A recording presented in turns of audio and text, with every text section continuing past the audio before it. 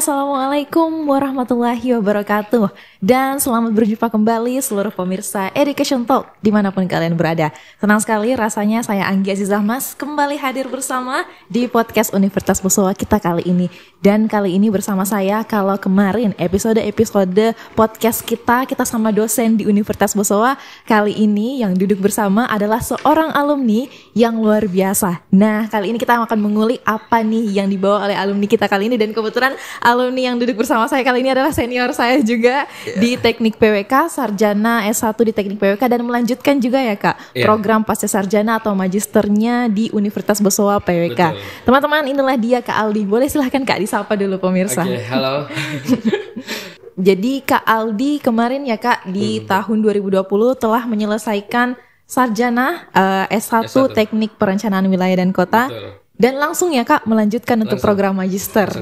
Langsung lanjut di S2 PWK juga ya Kak di Universitas Bosowa. Nah teman-teman, hal yang menarik dari Kak Aldi ialah dengan background teknik, tapi pekerjaan yang diguliti oleh Kak Aldi sekarang ialah, kalau teman-teman belum tahu, belum lihat beritanya yang viral akhir-akhir ini, Kak Aldi berhasil mengekspor ya Kak, komoditi atau menjadi bisnis yang Kak Aldi geluti sekarang sampai ke luar negeri, dan itu sampai di Bea Cukai diberikan penghargaan ya Kak. Betul. Luar biasa. Boleh Kak Aldi diceritakan dulu ke teman-teman tentang bisnisnya Kak Aldi.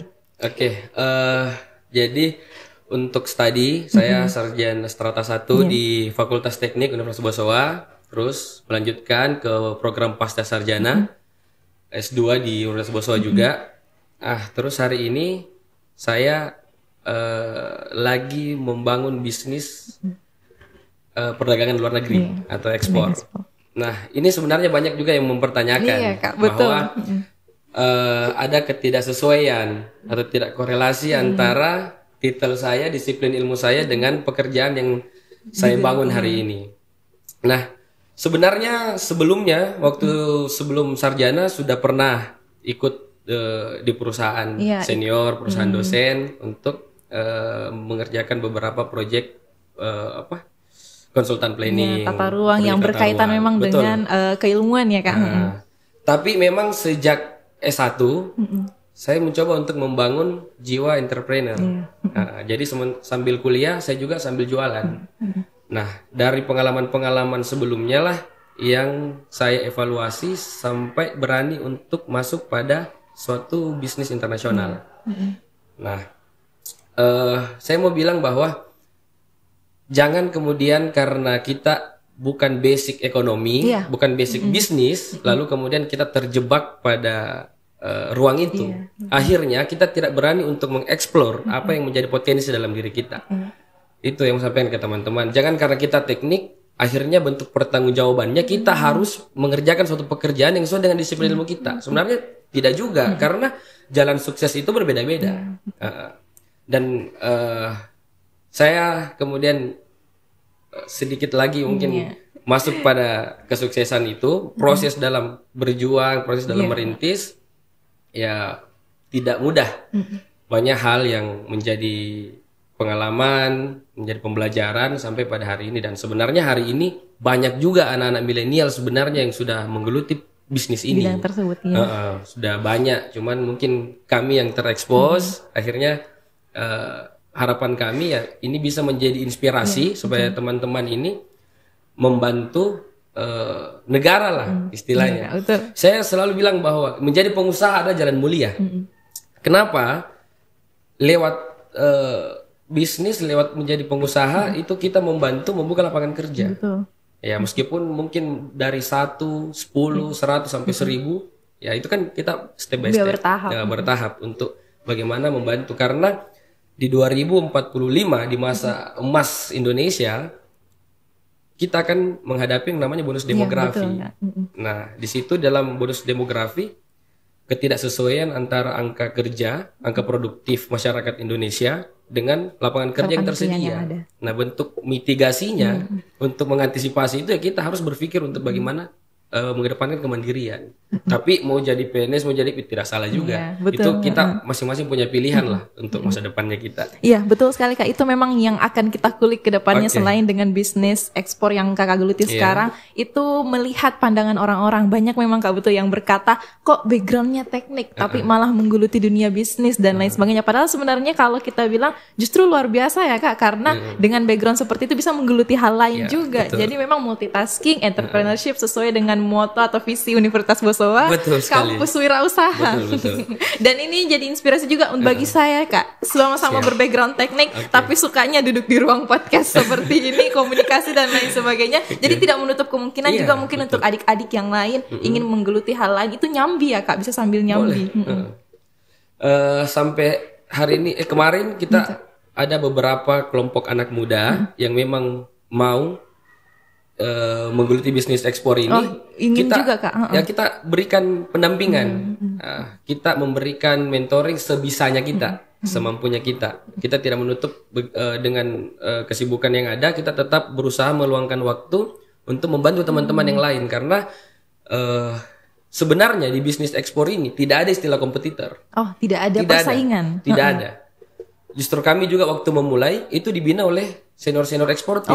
Jadi memang Selatan. Dari senior-seniornya juga itu turut tangan untuk membantu. Dia juga sama penyampaiannya bahwa di bisnis seperti ini tidak ada kompetitor, karena kita masing-masing punya bayar sendiri, seperti itu. Jadi kita betul-betul membantu dan mau melihat teman-teman yang lain juga sama seperti kita, bisa sama-sama membesarkan, sama-sama sukses. Ya tentu kontribusinya terhadap daerah ada. Seperti Kak, itu. boleh diceritakan awal mulanya menggeluti bisnis ekspor tersebut? Dari awal itu dimulai di tahun berapa, bulan berapa, dan kira-kira jalannya untuk menuju sampai sekarang itu apa yang dilewati? Jadi pertama itu di 2021. 2021 tahun kemarin ya Kak? Tahun kemarin. Awalnya betul-betul hanya iseng saja. Modal iseng iya. Jadi saya lagi nonton TikTok. Lihat postingannya Julio. Itu kan anak muda ekspor yang sukses sekali di Indonesia. Jadi motivasi lah buat anak muda semua. Nah dari situ saya coba pelajari, coba mencari informasi, ternyata dibuka kelas. Nah saya masuk kelasnya, cuman ternyata setelah ikut kelas bisa ekspor, ternyata pengetahuan yang kita dapat ya tentu hanya sekedar materi umum saja.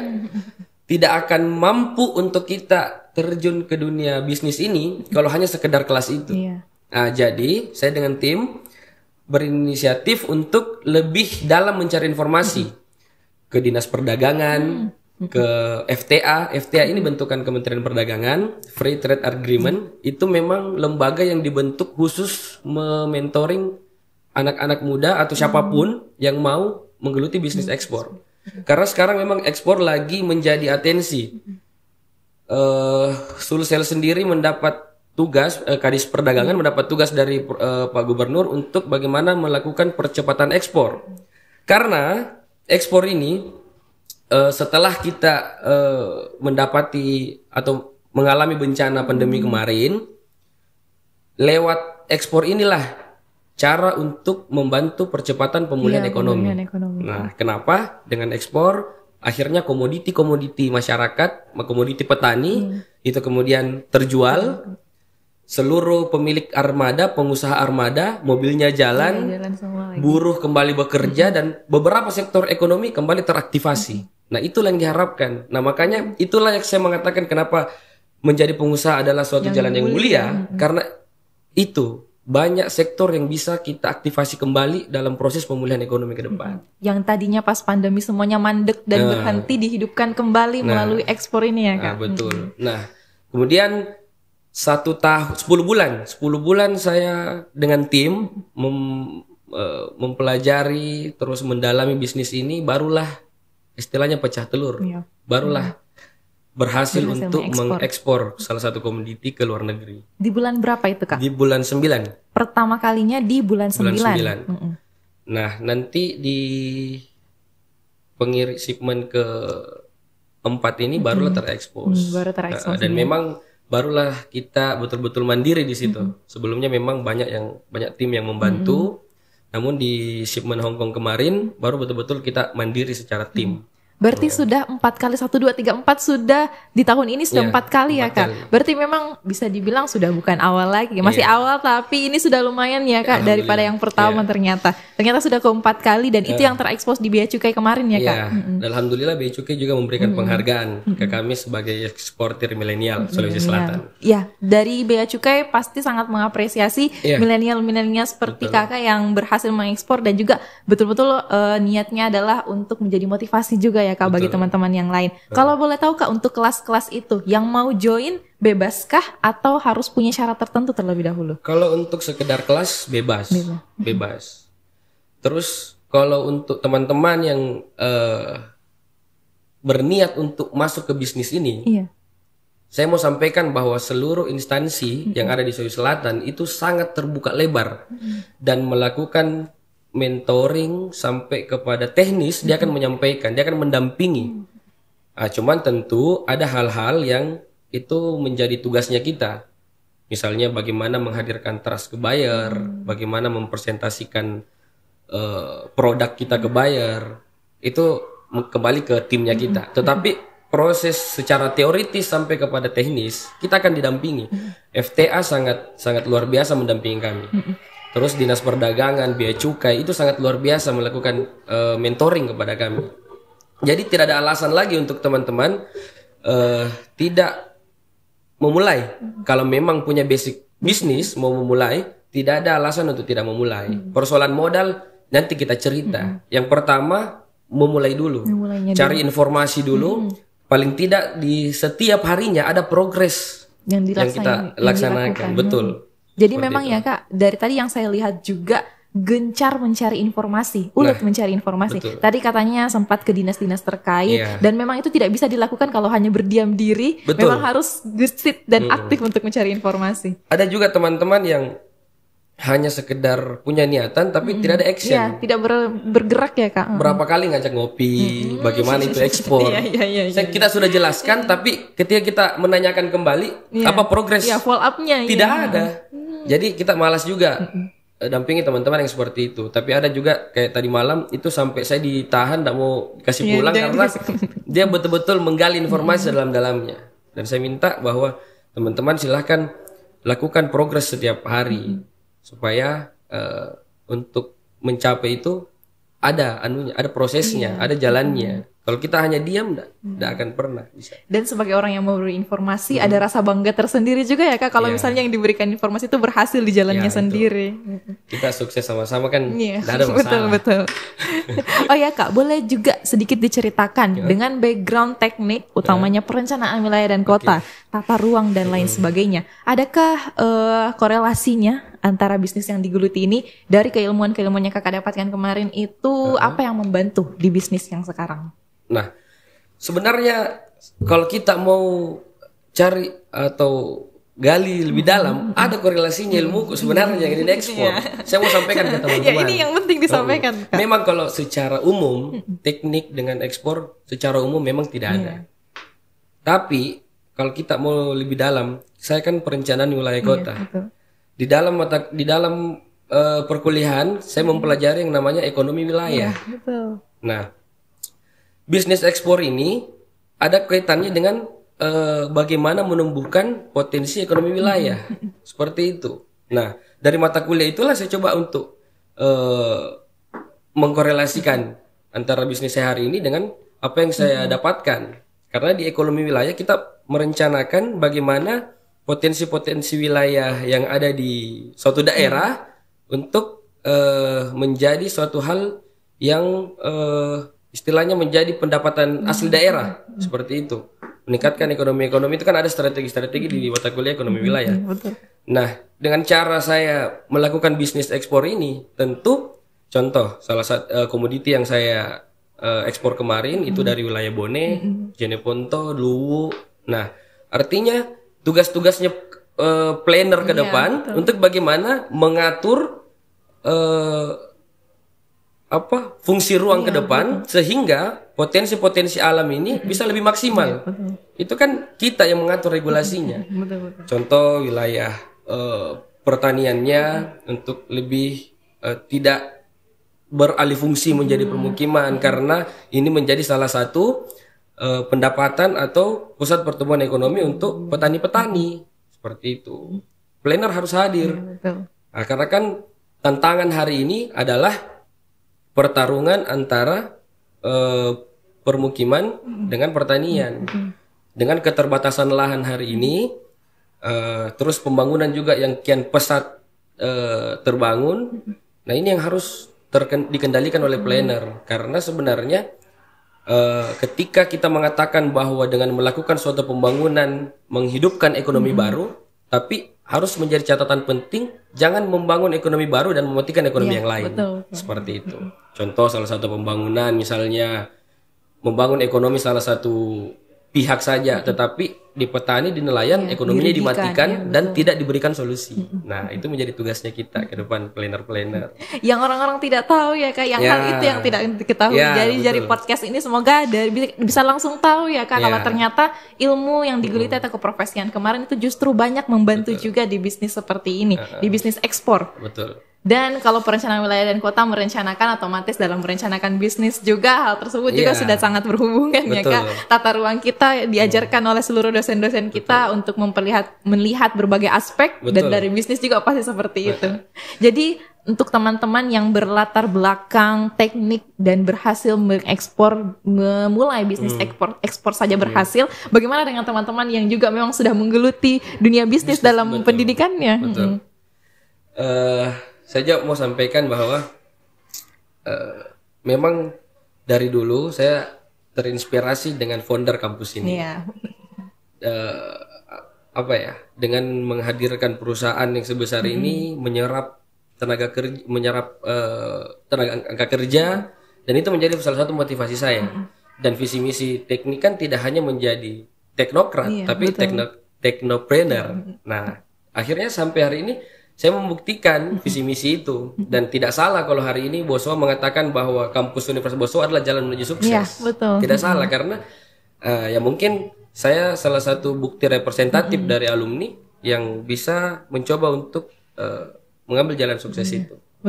Dari berbagai alumni-alumni yang kemarin dan dosen-dosen juga yang coba kita dudukan bersama di ruang podcast seperti ini, semuanya sukses di jalannya masing-masing dan punya jalan masing-masing. Jadi tinggal teman-teman ya Kak, adik-adik mahasiswa mungkin yang mau mengikut di jalan yang mana, mau pilihnya yang mana, sukanya yang mana.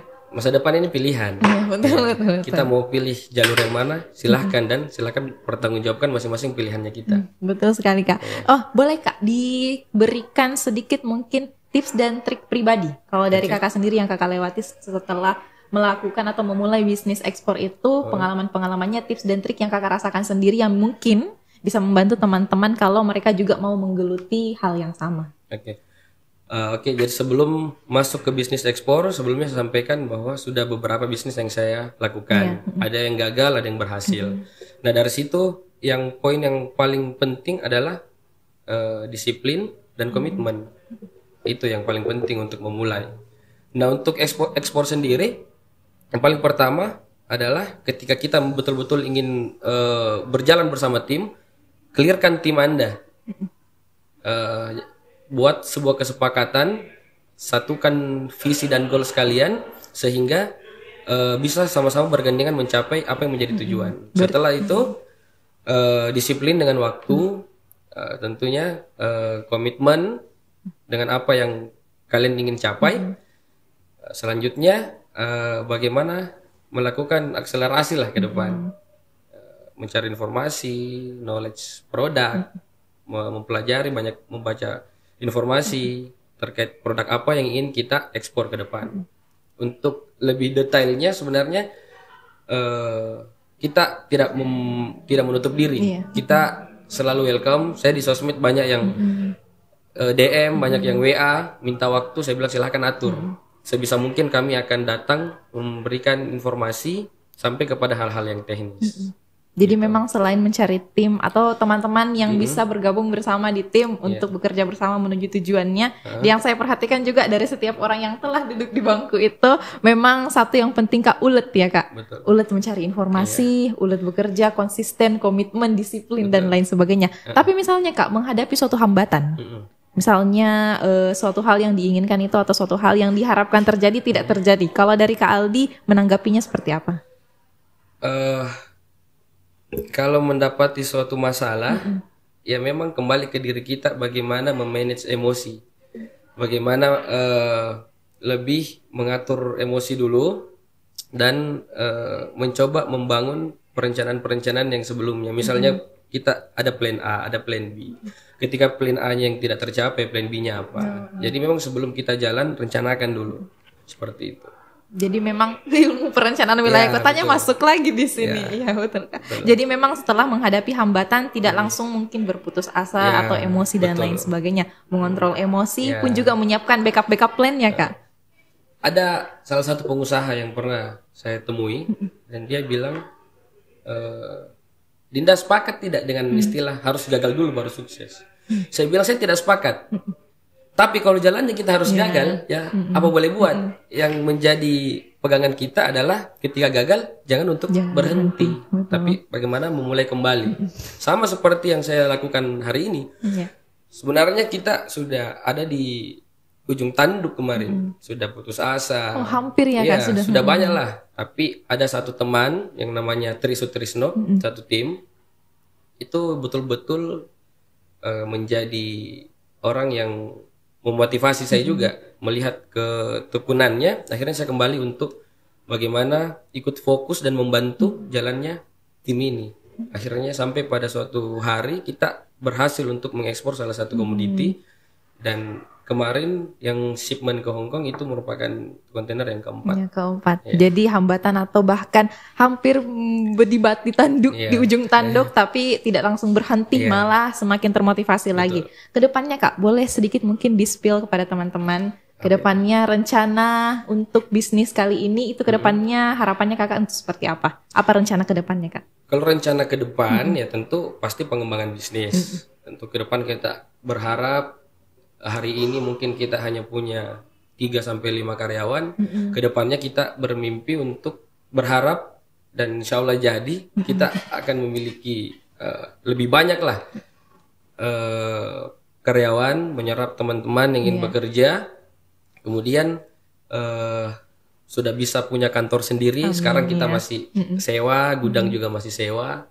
Semoga ke depan sudah bisa punya gudang sendiri, punya kantor sendiri dengan komitmen dan konsistennya kita membangun bisnis ini. Dan saya juga mau sampaikan kepada stakeholder atau pemangku kepentingan hari ini bahwa saya ucapkan terima kasih atas kebijakannya dan kedepannya untuk lebih diperhatikan lagi kebijakan-kebijakan yang dihadirkan, tolonglah untuk lebih pro dan berpihak terhadap kami para pejuang ekspor.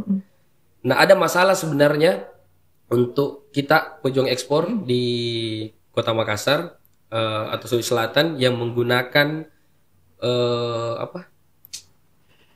pelabuhan Pelindung 4 itu sebenarnya banyak kontainer yang belum direct langsung ke negara.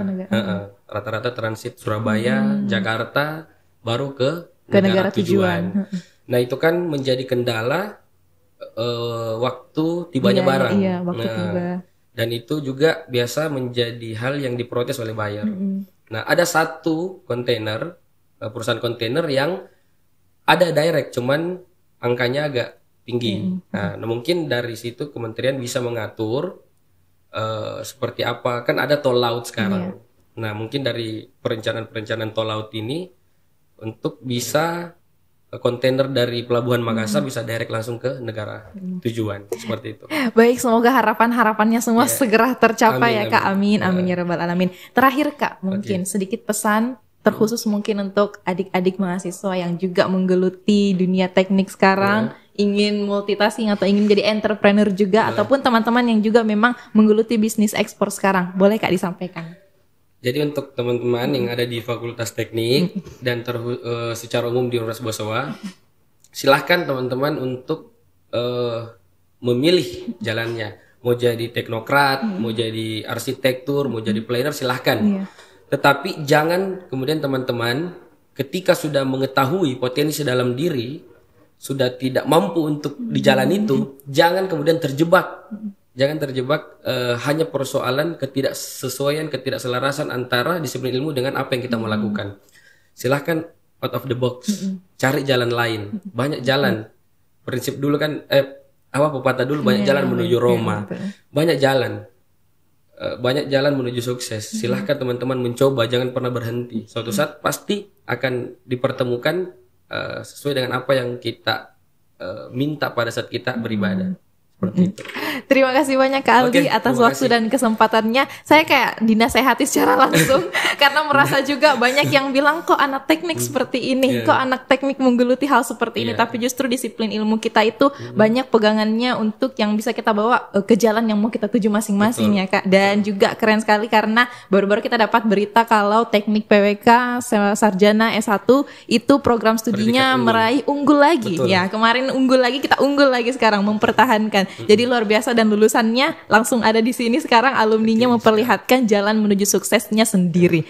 Baik, itulah tadi teman-teman Education Talk episode kali ini. Semoga teman-teman semua terinspirasi dan bila ada episode-episode lain yang ingin kalian lihat ke depannya boleh langsung hit di DM di Universitas Bosowa mau lihat episode-episode apa lagi. Terima kasih banyak Kak Aldi atas waktu dan kesempatannya. Teman-teman terima kasih banyak sudah menyaksikan dan sampai jumpa di episode berikutnya. Billahi taufiq wal hidayah. Assalamualaikum warahmatullahi wabarakatuh. Waalaikumsalam warahmatullahi wabarakatuh.